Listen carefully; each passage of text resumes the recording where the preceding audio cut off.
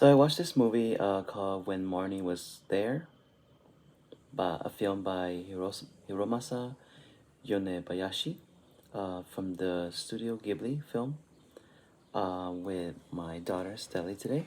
And overall, I think I did enjoy it. At times, I was wondering what this was going. Towards the middle of the film, there was parts where I was a little bit confused, made me intrigued and kept me going. I took some notes as usual, and to start off with, um, David Erich from the Times Out New York said it's a magnificent, as gorgeously animated as anything Studio Ghibli has ever made. I actually agree with this one. The animation was really good. Um, Many of the scenes, like many Studio Ghibli movies, were just so real looking, as if it was a painting. Um, the film was made in 2015, so it was sort of expected that it was going to be a very top-notch animated film. It's PG for thematic elements and some smoking. This part I don't recognize or remember, but the thematic elements I can see that. Um, oh, I think the uncle was smoking at one point. Okay. From Japan's famed Studio Ghibli comes a sweeping story of friendship, mystery, and discovery that delivers stirring emotions and breathtaking animations as only Studio Ghibli can.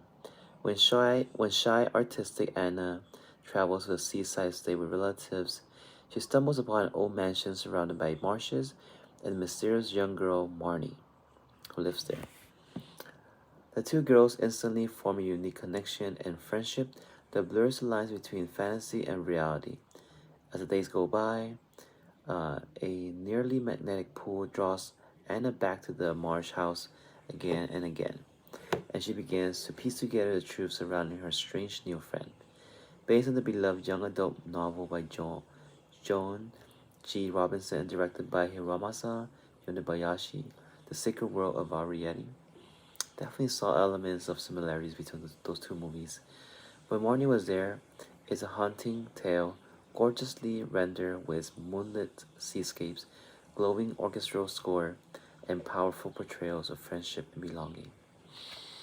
Um, I actually saw the trailer before I watched the film, and the trailer had a lot of pieces where I was pretty confused upon watching it.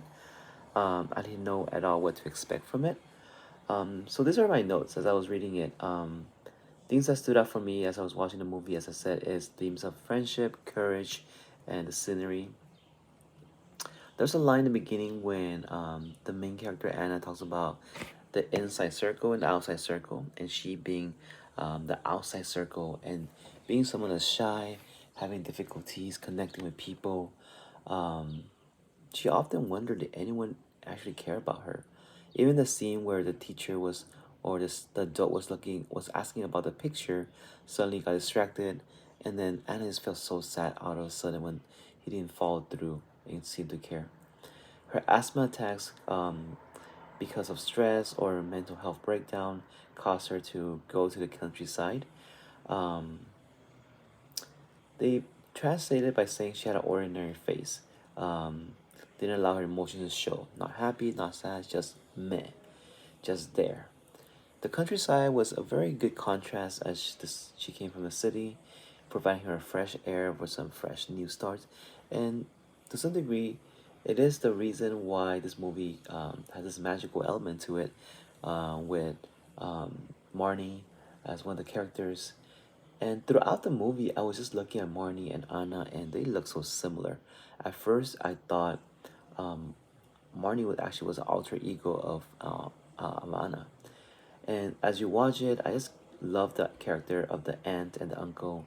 Just very warming, very caring. In spite of whatever is going through, they were just very chill the whole time. Very supportive of Anna. Love the realistic scenery, just the charm of the whole place. So beautiful. And then we introduced to the mansion. It just feels so familiar somehow, so beautiful.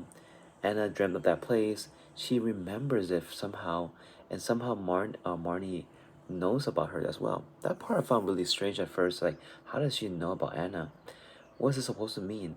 Um, and then the adult version of Anna to some degree, Toichi, the person who was rowing the boat, that was very interesting as kids also make fun of him.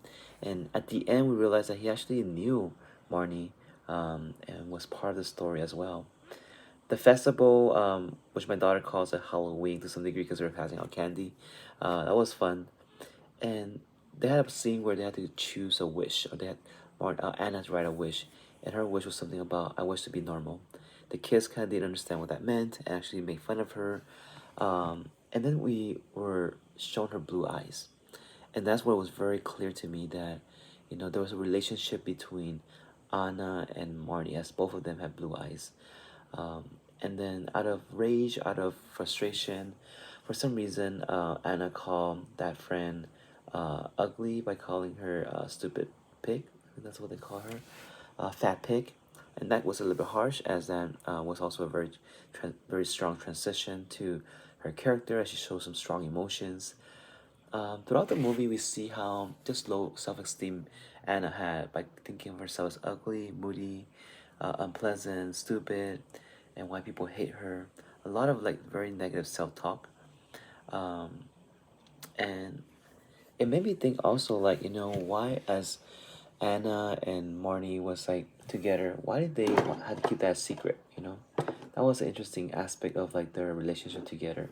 Um, it definitely was very precious as I saw them relate to each other, connected to each other, and somehow, as I said, there was a very mystical component to it, where I just realized what's going on the whole time.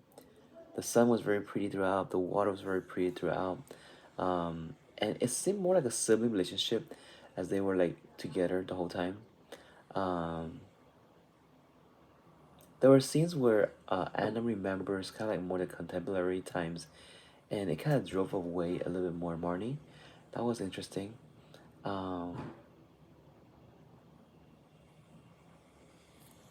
and then as we watched more about it, the character there were other characters introduced like Kazuhiko, and we learned about who he was, and also the little girl Sayaka, and how that formed a friendship between her and Anna. That was very beautiful done, and they discovered a diary, and just realized that at the end of it all, Marnie was actually the grandma of Anna, and just a twist of events that happens, and how when she was little, Marnie was actually the grandma was telling stories of her past to to Anna, and that was just it gave me chills that scene at the end when I just realized what actually happened.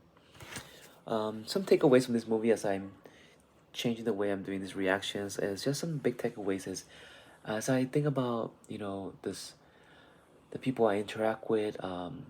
Forming relationship is so important. Connecting with them is so important, as you never know who's going through a really rough time, and then just listening to them, connecting with them, paying attention to them, spending time outdoors, and just having a time to really look at their past and understanding them and allowing them to just be heard is so important. It's simple. Are you alright? How are you doing? Um, the power of dreams and just how our past has a big effects to our present moment is also something that made me think a lot. Something I wrote here is there are all sort of things I want to know about you. That part was really interesting when they asked each other three questions about each other. As it's a simple question, but it just was so interesting as it's for the first time in the movie someone actually really cared about Anna and her background and who she was. Even though the whole time we were introduced Marnie as an imaginary friend, and when we found out that it was grandma, it was just so sweet hearing that part. Being a foster child was really hard for her, Anna, for her whole life, as she was alone by herself. But as we look at Marnie's character, and just she was also by herself, as her parents were also not there most of the time, feeling neglected. And there's a scene where they were like envious of each other, as Marnie, even though she is has parents around, still alive, they were not around to support her as much. While Anna, didn't have her parents around, she did have adopted parents to take care of her, and Marnie was envious of that, as she was like felt like she was the luckiest girl in the whole world. And there was this very emotional scene where they call out on each other and asking each other that, don't forget me, you'll be friends forever. How they love each other so much. Um, that part was really touching for me. Um, and overall, as I said, there's a scene also where Anna was holding a little doll that resembles Marnie, and that gave me lots of hints of like, oh, that must be related somehow. And as I said at the end, when I realized just how they are connected, in a cruel fate of terms to some degree, like this this movie was actually pretty sad as I was just thinking about it, but it also gave me a glimpse of hope as I saw the change in Anna and how she grew and how she, became more herself, saw her own beauty, learned more about her own history, and just came full circle from being outdoors, from being connected to her past. Our past is part of our web, part of our history, and it's so important to be aligned to it so that we can find some peace to it. All in all, enjoy. Hope you like my reaction.